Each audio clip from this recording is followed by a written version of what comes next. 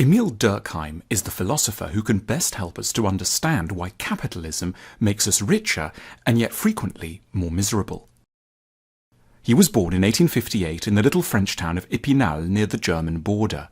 Before he was 40, Durkheim was appointed to a powerful and prestigious position as a professor at the Sorbonne in Paris. Durkheim lived through the immense rapid transformation of France from a largely traditional agricultural society to an urban industrial economy. He could see that his country was getting richer, that capitalism was extraordinarily productive, and in certain ways that it was also liberating. But what particularly struck him and became the focus of his entire scholarly career was that the economic system was doing something very peculiar to people's minds. It was, quite literally, driving them to suicide in ever-increasing numbers. This was the immense insight unveiled in Durkheim's most important work, Suicide, published in 1897. The book chronicled a remarkable and tragic discovery, that suicide rates seem to shoot up once a nation has become industrialized and consumer capitalism takes hold. Durkheim observed that the suicide rate in the Britain of his day was double that of Italy, but in even richer and more advanced Denmark, it was 4 times higher than in the UK.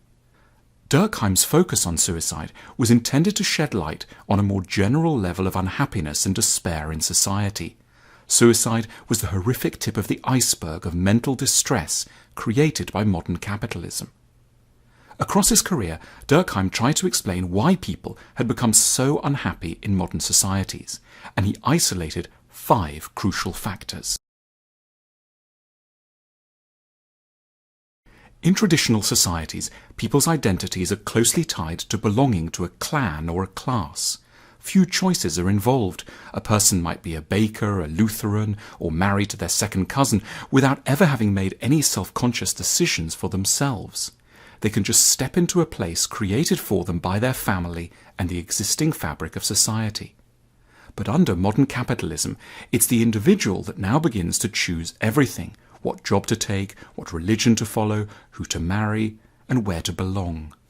If things go well, the individual takes all the credit. But if things go badly, the individual is in a crueler place than ever before, for it seemingly means that there is no one else to blame but they themselves. Failure becomes a terrible judgment upon the individual. This is the particular burden of life in modern capitalism.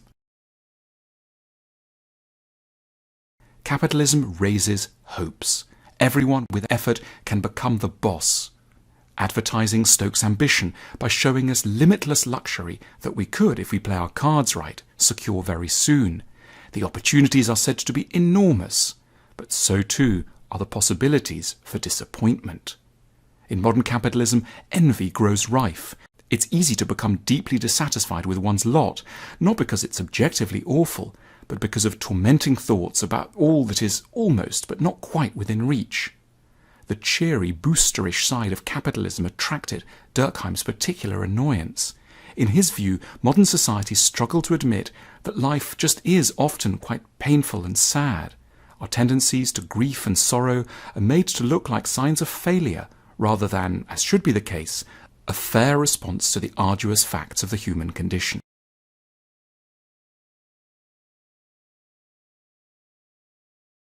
One of the complaints against traditional societies, strongly voiced in Romantic literature, is that people need more freedom. Rebellious types used to complain that there were far too many social norms telling you what to wear, what you're supposed to do on Sunday afternoons, what parts of an arm it's respectable for a woman to reveal. Capitalism, following the earlier efforts of Romantic rebels, has relentlessly undermined social norms. Countries have become more complex, more anonymous and more diverse. People don't have so much in common with one another anymore. The collective answers to even very important questions like who you should marry or how you should bring up your children have become weaker and less specific. There's a lot of reliance on the phrase, whatever works for you, which sounds friendly, but it also means that society doesn't much care what you do and doesn't feel confident it has good answers to the big questions of your life. In upbeat moments, we like to think of ourselves as fully up to the task of reinventing life and working everything out for ourselves. But in reality, as Durkheim knew, we're often simply too tired, too busy, too uncertain, and then there's nowhere to turn. Dürkheim was himself an atheist, but he worried that religion had become implausible just as its best sides, its communal side, would have been most useful to repair the fraying social fabric. Despite its factual errors and its fantastical dimensions, Dürkheim appreciated religion. He knew that the sense of community and consolation that religion offer are highly important to people.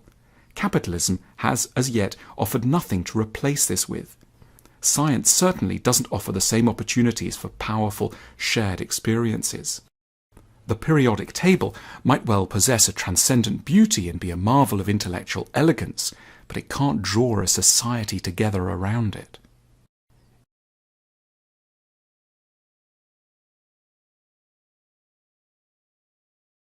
In the 19th century, it had looked at certain moments as if the idea of the nation might grow so powerful and intense that it could take up the sense of belonging and shared devotion that had once been supplied by religion. Admittedly, there were some heroic moments, but they generally didn't work out very well. Family, too, seemed for a time to offer the experience of belonging that people seem to need. But today, although we do indeed invest hugely in our families, they're not as stable as we might hope, and by adulthood, children are hardly tied to their parents anymore. They don't expect to work alongside them, they don't expect their social circles to overlap, and they don't feel that their parents' honour is in their hands. Today, neither family nor the nation are well placed to take up the task of giving us a larger sense of belonging, of giving us the feeling that we're part of something more valuable than ourselves. Emil Durkheim was a master diagnostician of our ills. He shows us that modern economies put tremendous pressures on individuals and leave them dangerously bereft of authoritative guidance and communal solace. We are all Durkheim's heirs and still have ahead of us the task that he grappled with, how we can create new ways of belonging, how we can take some of the pressure off individuals and find a more correct balance between freedom and solidarity, and how to generate ideologies that will allow us not to be so tough on ourselves for our failures and our setbacks.